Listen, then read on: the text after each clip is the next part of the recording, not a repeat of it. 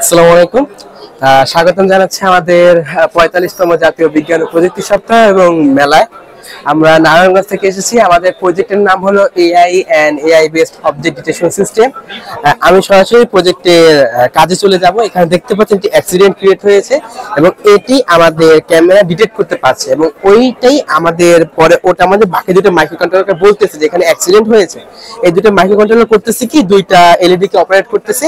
এখন দুইটা এলইডি আমরা এখানে কেন ব্যবহার করেছি? একটা এলইডি থাকবে আমাদের পুলিশ স্টেশন অথবা আমাদের হসপিটালে। সেখানে হবে কি, আমাদের আশেপাশে কোনো দুর্ঘটনা ঘটলে বা কোনো রোড অ্যাক্সিডেন্ট হইলে আমাদের সেখানে নোটিফিকেশন চলে যাবে তাদের কম্পিউটারে, যার কারণে তারা অতি সহজে সেখানে একটি সেবা পাঠাতে পারবে, যার জন্য ওই আহত লোকটার হয়তো যোগাযোগ করতে অনেক সময় চলে যেত অথবা অন্য কাউকে এই যোগাযোগটা করতে হয়তো সময় লাগতো।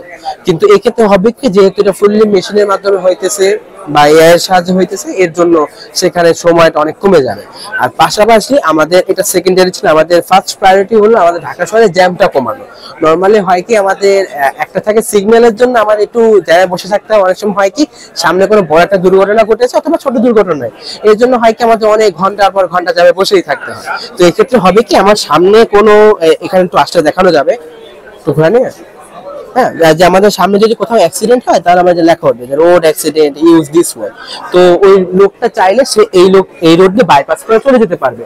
এবং এখানে আমরা এলসিডি ইউজ করেছি। আমরা চাইলে যে আমাদের ট্রাফিক লাইট আছে সেখানে তো 3টা লাইট থাকে, আমরা চাইলে একটা লাইটকে বাড়িয়ে আমরা ওটাকে ইন্ডিকেটর হিসেবে ব্যবহার করতে পারি। ওটা যদি অন থাকে তার মানে অ্যাক্সিডেন্ট হয়েছে, অফ থাকলে হয়নি।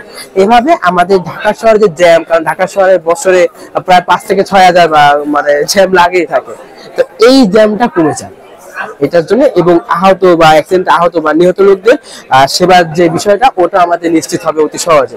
এর জন্য আমাদের এই প্রজেক্টটা। ধন্যবাদ।